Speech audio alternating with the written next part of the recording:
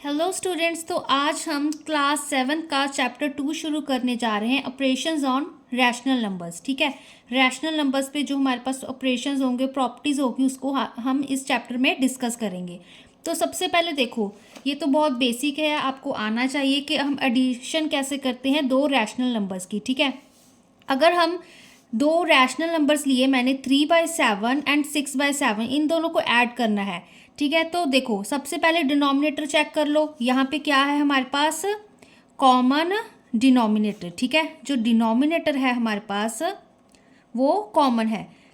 Common कैसे? यहाँ पर भी 7 है एंड यहाँ पर भी 7 है। ठीक है, तो इसको हम पहले लिखेंगे कैसे? ऐड 3/7। ठीक है, इसको ऐड कैसे करना है? 3/7 प्लस 6/7। पहले इस फॉर्म में लिख लिया, मैथमेटिकल फॉर्म में। फिर हम क्या करेंगे? डिनोमिनेटर अगर हमारे पास सेम हो तो डिनोमिनेटर हमारे पास एज इट इज़ आ जाता है। ठीक है, 7 को एज इट इज़ लिख लिया। न्यूमिनेटर को हम इस तरह से लिखेंगे 3 + 6। ठीक है, a + b कर दिया एक तरह से। तो 3 + 6 कितना होता है हमारे पास? 9।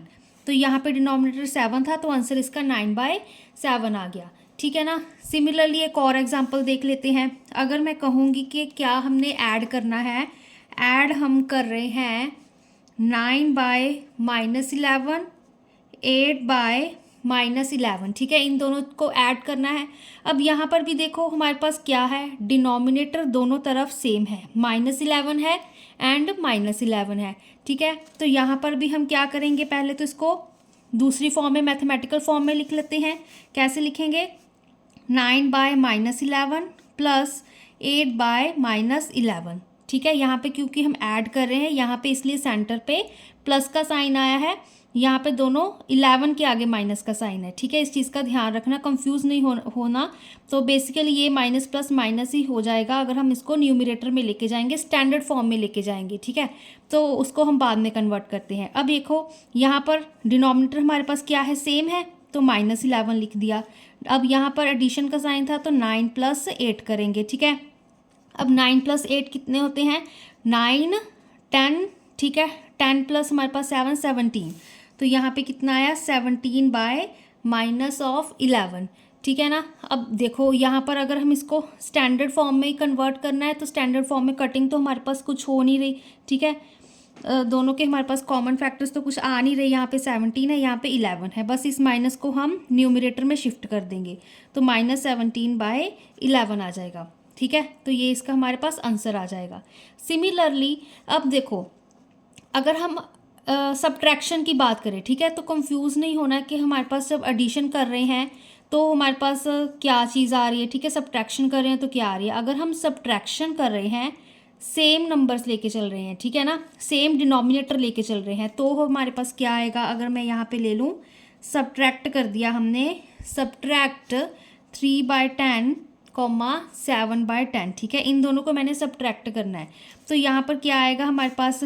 मैथमेटिकल फॉर्म में लिखेंगे, यहाँ पे 3/10, सब्ट्रैक्ट का साइन -7/10। अब फिर से डिनोमिनेटर सेम है, डिनोमिनेटर में 10 आ गया, यहाँ पे 3 - 7 आ जाएगा, क्योंकि यहाँ पे हम माइनस कर रहे हैं। ठीक है ना, न्यूमिनेटर को ही सब्ट्रैक्ट करेंगे, तो यहाँ पे 3 - 7 कितना होता है हमारे पास? -4 आ गया, क्योंकि 7 के आगे 7 बड़ा है 3 से, माइनस का साइन है, तो -4/10। अब 2 × 2 = 4, 2 × 5 = 10, तो -2/5 इसका आंसर, ये इसकी स्टैंडर्ड फॉर्म, ये इसका आंसर आ गया। ठीक है, जब हम सब्ट्रैक्ट कर रहे हैं या फिर ऐड कर रहे हैं रैशनल नंबर्स को, ठीक है, जिनका डिनोमिनेटर सेम है, तो भी हमारे पास एक आंसर रैशनल नंबर ही आएगा। अब देखो, अब हम क्या करते हैं, एक कॉमन डिनोमिनेटर वाला तो देख लिया, अगर कोई और देखे जिसका डिनोमिनेटर कॉमन ना हो। ठीक है, मैंने क्या किया? Add 1/4 and 2/3। ठीक है, मैंने ये लिया। अब ठीक है, इन दोनों को ऐड करके देखते हैं, इनका डिनोमिनेटर हमारे पास सेम नहीं है, यहाँ पर 4 है एंड यहाँ पर क्या है हमारे पास? 3 है। तो इसको हम कैसे लिखेंगे? सबसे पहले 1/4 प्लस 2/3, मैथमेटिकल फॉर्म में लिख लिया। ठीक है, अब देखो, इस चीज़ को सॉल्व करने के लिए हमें डिनोमिनेटर सेम करना पड़ेगा। डिनोमिनेटर सेम करने के लिए हमें एलसीएम लेना पड़ेगा। ठीक है, एलसीएम लेना आना चाहिए आपको।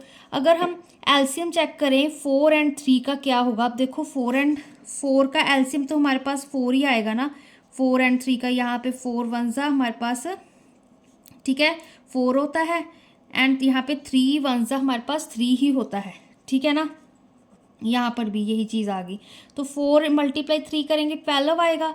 तो जो एलसीएम होगा हमारे पास, LCM of 4 and 3 is 12। Denominator में मतलब हमारे पास 12 आना चाहिए, ठीक है। अब 12 बनाने के लिए हमें क्या करना पड़ेगा, जो हमारे पास ये फर्स्ट टर्म है 1/4 है, ठीक है।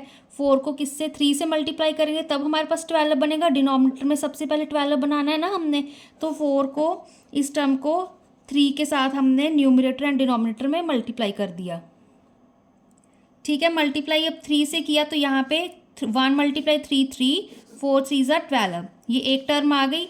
अब देखो जो सेकंड टर्म थी हमारे पास वो क्या है 2/3। अब डिनोमिनेटर में 12 बनाना है हमने, तो 3 को किससे 4 से मल्टीप्लाई करेंगे, तो न्यूमरेटर एंड डिनोमिनेटर को 4 से मल्टीप्लाई कर दिए। क्या आंसर आ गया हमारे पास 2 4 8, 3 4 12, ठीक है। बेसिकली क्या हो गया हमारे पास, जो 1/4 की वैल्यू है वो हमारे पास 3/12 आ गई, ठीक है। एंड जो हमारे पास 2/3 है उसकी वैल्यू हमारे पास 8/12 आ गई, ठीक है। इनको यहाँ पे हमने शिफ्ट कर दिया, ठीक है। इनकी वैल्यूज मतलब हमने पुट कर दी, तो यहाँ पे इसकी वैल्यू 1/4 के प्लेस पे क्या लिख दिया 3/12, ठीक है। एंड 2/3 की प्लेस पे क्या लिख दिया 8/12। अब क्या देखो हमारे पास डिनोमिनेटर सेम हो गए, डिनोमिनेटर सेम हो गए, यहाँ पे 12 लिखा, न्यूमरेटर्स को ऐड किया, 3 + 8 आ गया यहाँ पर, ठीक है ना। तो 8 + 3 कितना होता है हमारे पास 11 यहाँ पे 12, ये इसका आंसर आ गया, ठीक है। सिंपली अगर आपको जैसे इजी लगता है आप वैसे कर सकते हो।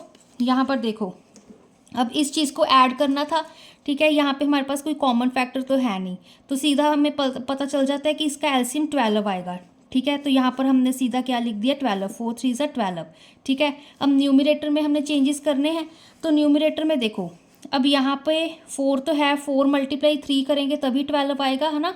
तो 3 को अपने माइंड में भी आप कैलकुलेट कर सकते हो, तो 4 3 12 मतलब 3 को ऊपर मल्टीप्लाई कर दे, यहाँ पे सिंपली 3 आ गया। अगर यहाँ पर देखेंगे यहाँ पे हमारे पास 3 है, ठीक है। 3 को किसके साथ मल्टीप्लाई करें कि 12 आंसर आ जाए 4 के साथ, ठीक है। 4 के साथ करना है तो 3 4 12, 4 2 8, यहाँ पे 8 आ गया सिंपल, यहाँ पे 11/12 आंसर आ जाएगा, ठीक है। आप ऐसे भी माइंड में कैलकुलेट कर सकते हो। बेसिकली इसका कंसेप्ट यही है कि यहाँ पे हमने इसका एलसीएम लेना है, फिर उसके अकॉर्डिंग हमने न्यूमरेटर में चेंजेस करने हैं, ठीक है। तो देखो इसका कंसेप्ट यही आ रहा है कि जो हमारे पास रैशनल नंबर्स होते हैं उनको चाहे हम ऐड कर रहे हैं, सब्ट्रैक्ट कर रहे हैं, ठीक है, या चाहे अपने हमारे पास कॉमन डिनोमिनेटर हो या डिफरेंट डिनोमिनेटर हो, तो आंसर हमारे पास रैशनल नंबर ही आएगा, ठीक है ना। अब नेक्स्ट वीडियो में हम इसकी प्रॉपर्टीज़ करेंगे, उसको हम सेटिस्फाई करके देखेंगे कि वो एडिशन मल्टीप्लिकेशन सब्ट्रैक्शन में प्रॉपर्टीज़ सेटिस्फाई हो रही हैं या नहीं।